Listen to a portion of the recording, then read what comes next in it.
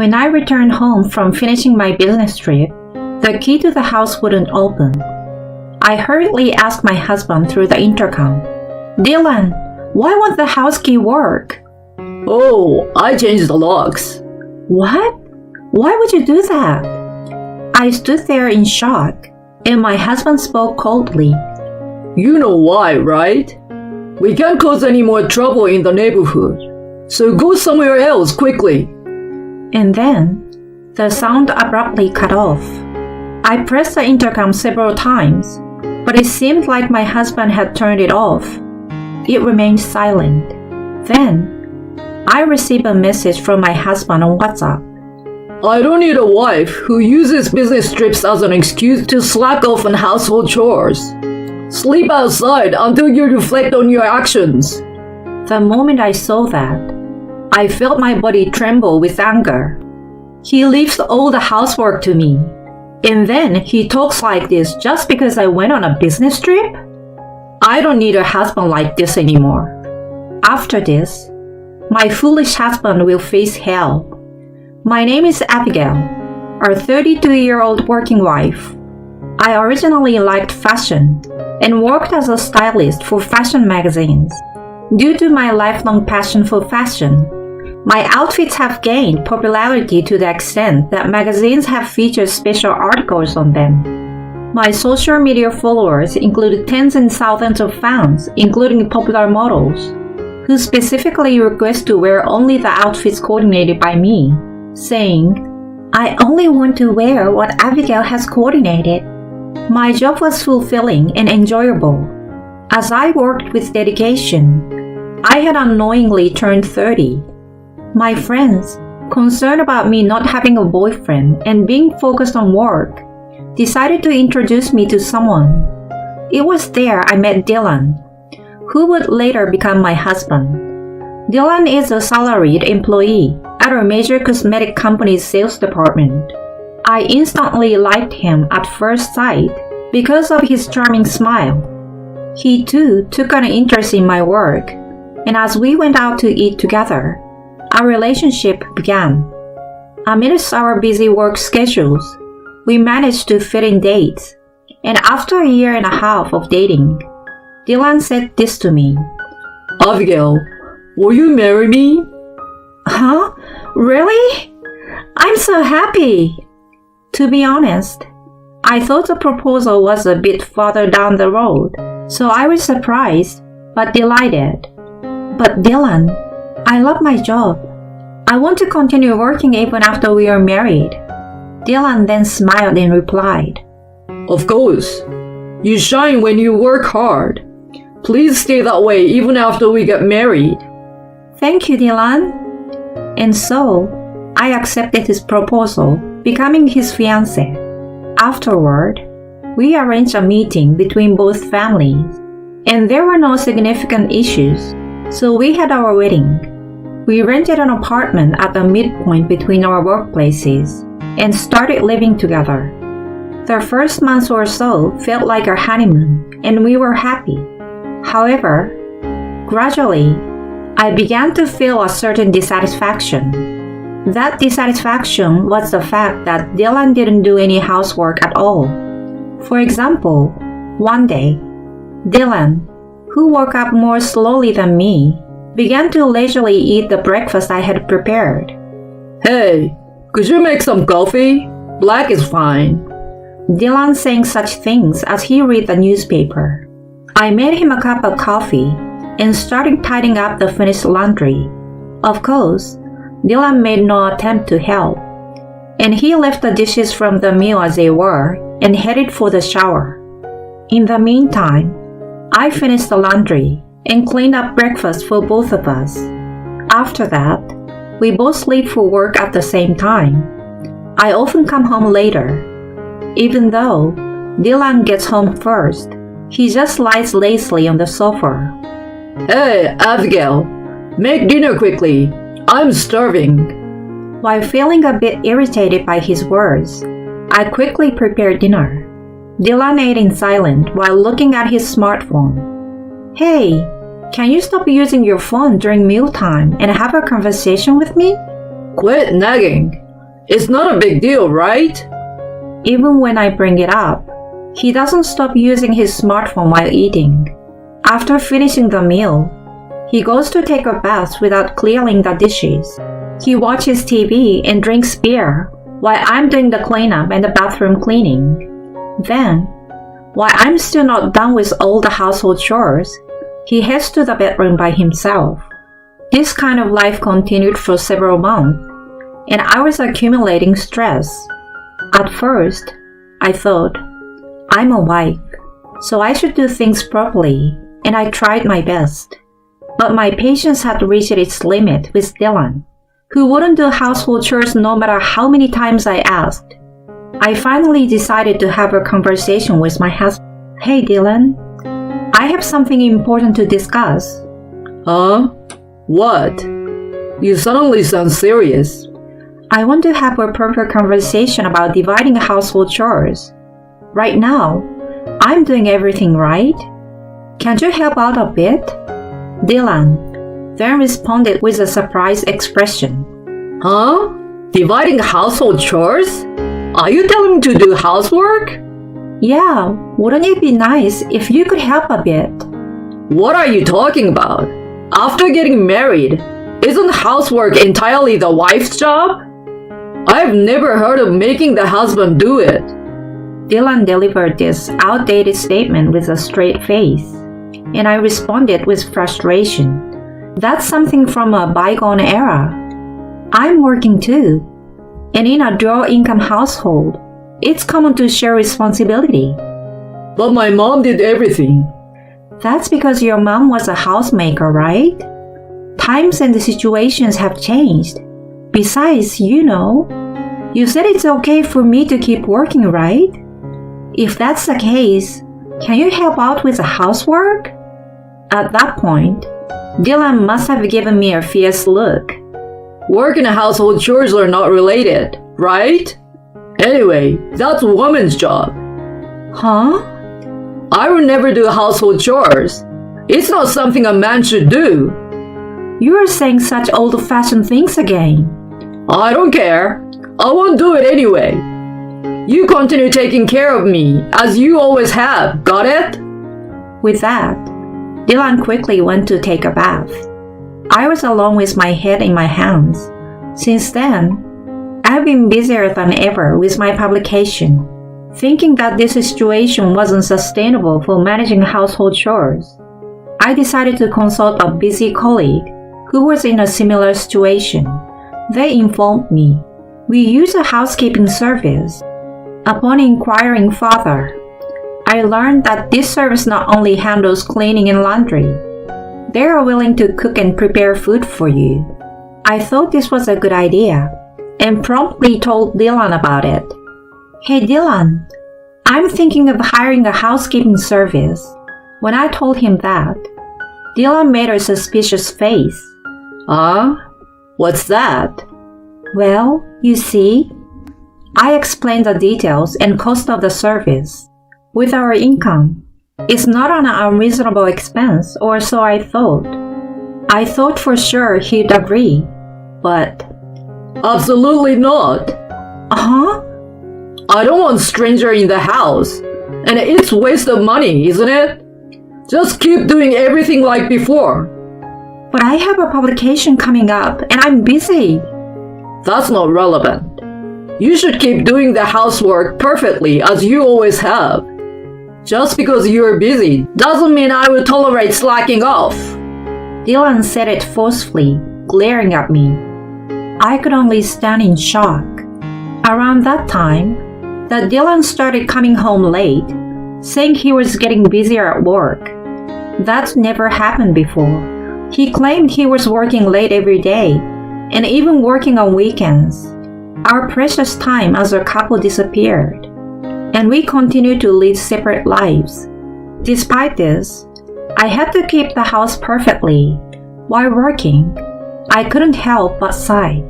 Zoe, my close friend and a model, curiously asked what was wrong. Abigail, what's wrong? Why do you look so down? Oh, sorry. I've been a little troubled. I'll listen. How about going out for dinner today?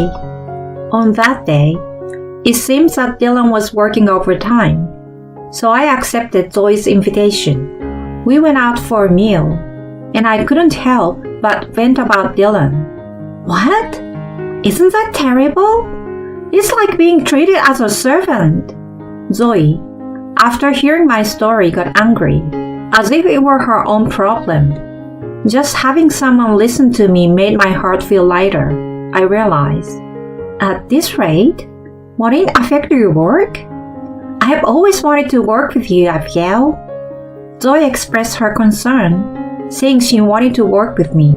Thank you. I really want to focus on my work. If you ever feel like escaping, feel free to come to my place anytime. I will be there to support you. Zoe said this and shared her home address, which was in a luxury high-rise. Our relationship started with work, but now Zoe was like a close friend in both our professional and personal lives. I genuinely appreciated her. After some time had passed, I was assigned to go on a business trip for an event. I informed Dylan, who returned home late. Dylan, I'm going on a 3-day business trip soon. Huh? A business trip? Yes.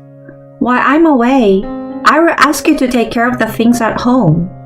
Upon saying this, Dylan furrowed his eyebrows and began to get angry. Am I supposed to allow such a selfish request? What am I supposed to do about housework while you're gone? Well, there's no choice but for you to do it yourself. It's just 3 days, right? I don't want to do housework. Dylan behaved like a child, and I sighed. How about we hire a professional housekeeper this time? What? You want me to let a stranger into our home?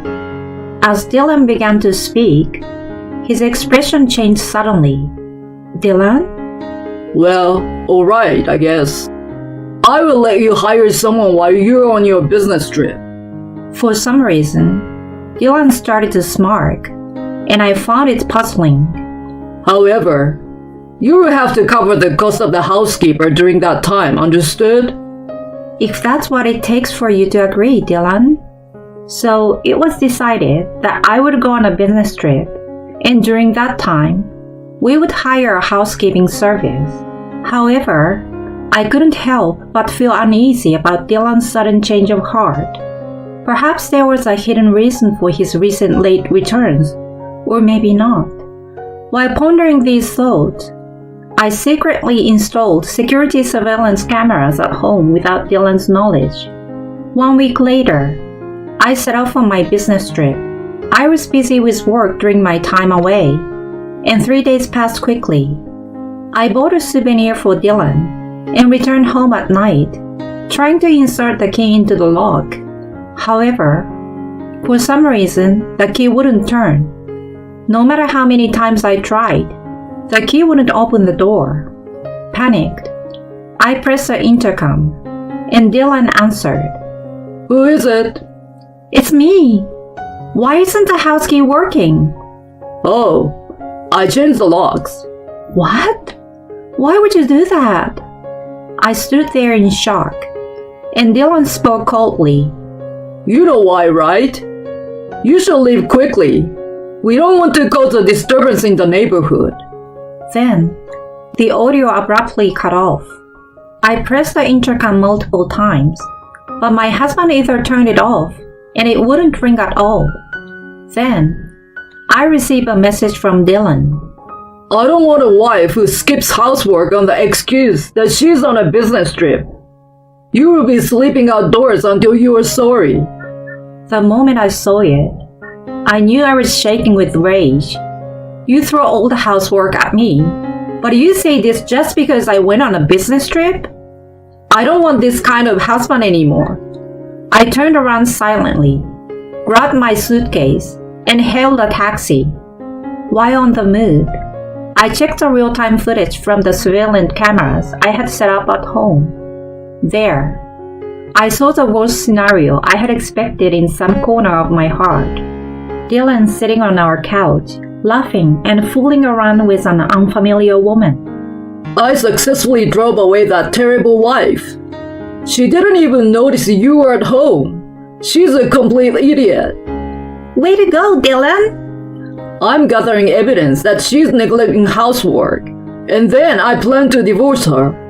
After that, we can be together, Natalie. Dylan, I'm so happy! I'll be a good wife! Watching this, I felt more disgust than shocked.